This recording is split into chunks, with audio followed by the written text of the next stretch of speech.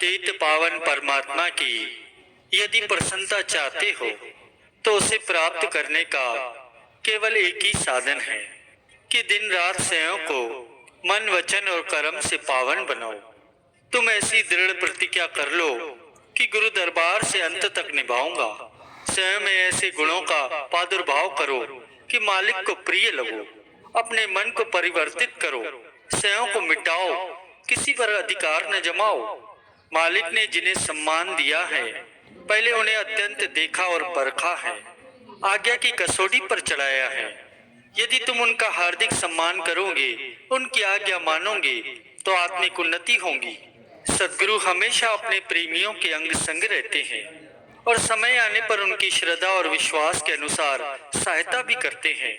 यद्यपि देखने में वे साधारण पुरुष दिखाई देते हैं जिससे लोग उन पर विश्वास नहीं कर पाते और यही गलती कर बैठते हैं, परंतु वास्तव में वे ब्रह्मा। गुरु को वीडियो लाइक करना, सब्सक्राइब करना प्लीज़। बहुत मेहनत से मैं आपके लिए वीडियो लेके आता हूँ। वीडियो आप पूरी देखा करो, वीडियो आधी मत देखना। 2 से 3 मिनट की वीडियो आपको पूरी देखनी है। प्लीज़ वीडियो लाइक करना, सब्सक्राइब करना। ये सत्संग आपको पूरा देखना चाहिए, जब ही आपको कुछ समझ में आएगा। स्वरूप होते हैं। तुम सदैव स्वयं को व्यवस्थित ढंग से रखो। यदि अपने बड़प्पन का लाभ ग्रहण कर मनमति पर चलोगे तो छोटों के हृदय में तुम्हारे लिए वह भावना नहीं रहेगी। वे श्रद्धाहीन बन जाएंगे। तुम्हारे वचन उन्हें प्रभावित नहीं कर सकेंगे। उनमें सुधार कैसे होगा और इसमें बाधक तुम ही कहे जाओगे। जब किसी संत का जीवन चरित्र पढ़ता हूँ और अपनी तरफ देखता हूँ तो धरती आकाश का अंतर दिखाई देता है। यदि सद्गुरु की आज्ञा से अपने मन की अवस्था को देखता हूँ तो विश्वास ही नहीं होता कि मैं भक्ति में इतनी योग्यता प्राप्त कर सकूंगा। परंतु सद्गुरु का ओट आसरा लेकर जब उनके उपकार स्मरण करता हूँ तो निराशा से आशा झलकती है कि उनकी कृपा से क्या नहीं हो सकता। कभी कोई भूल हो जाए तो क्षमा मांगने में संकोच न करो। यदि सद्गुरु की हर आज्ञा को सत्य सत्य कर मानोगे तो निश्चय ही 84 के चक्र से छुटकारा मिल जाएगा। यदि भक्ति मार्ग में कोई दुख सहन कर रहे हो तो समझो आगे महा आनंद आ रहा है। बेकारी सब रोगों का मूल है, इसलिए मन को हर समय काम और सेवा में लगाए रखो। जिसका हृदय शुद्ध है वहाँ प्रभु स्वयं निवास करते हैं और उसके सभी कार्य स्वयं करते हैं तथा वह स्वतंत्र हो जाता है। जैसे अंधेरा और सूर्य एक साथ नहीं रह सकते, वैसे ही विकारों वाले हृदय में निर्विकार प्रभु कैसे आएंगे। श्री गुरु महाराज जी पल पल जीवों के कल्याण के लिए स्वयं तन पर कष्ट सहन करते हैं, फिर तुम क्यों भयभीत हो रहे हो। उन्होंने समस्त संसार का भार वहन कर तुम पर अत्यंत कृपा की है। यदि तुम थोड़ा सा कष्ट भी सहन नहीं करोगे तो उन तक कैसे पहुंचोगे, सुख और शांति को कैसे प्राप्त करोगे। जो फूलों की सुगंधी लेना चाहता है उसे पहले कांटों का कष्ट सहना ही पड़ता है। जब तुम्हारे समस्त विचार और कर्म मालिक के निमित्त होंगे तो तुम परेशान कदाचित नहीं होंगे।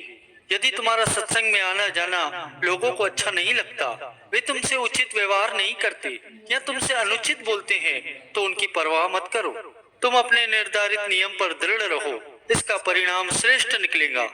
जब तक अपने समस्त विचारों को मालिक के विचारों में लीन नहीं करोगे, अर्थात ऐसा भी ठीक है वैसा भी ठीक है ये नहीं कहोगे, तब तक परेशान होते रहोगे। तुम्हारी सर्व आवश्यकताओं का उत्तरदायित्व जब मालिक ने संभाला है तो तुम दिन का प्रत्येक क्षण उनकी आज्ञा में व्यतीत करो। तुम दूसरों की प्रसन्नता पर अपनी प्रसन्नता को न्यौछावर कर दो।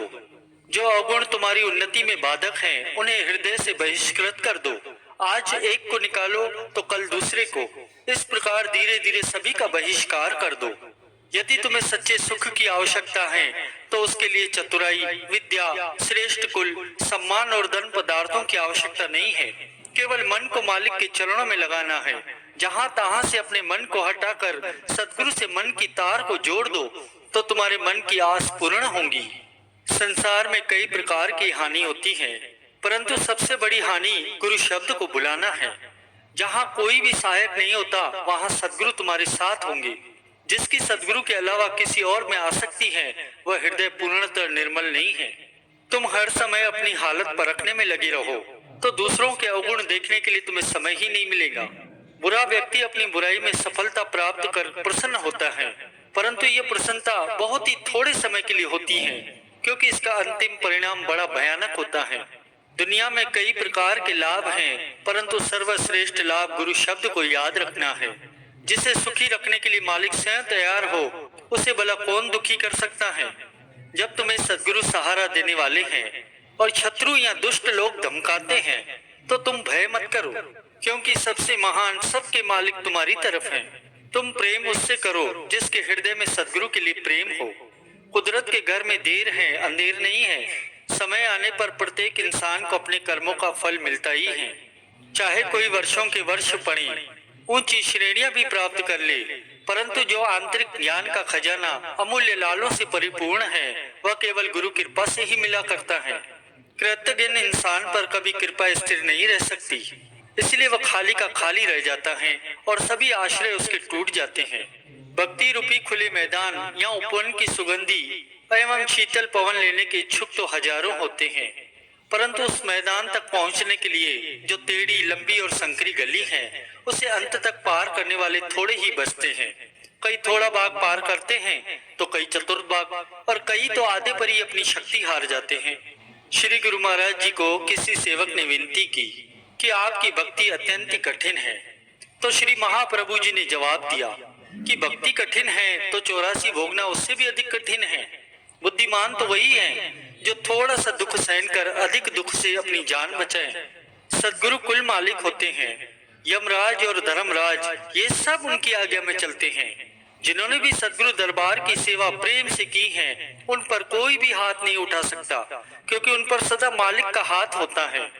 जरा सोचो तो सही कि वह कौन सी महान शक्ति है जिस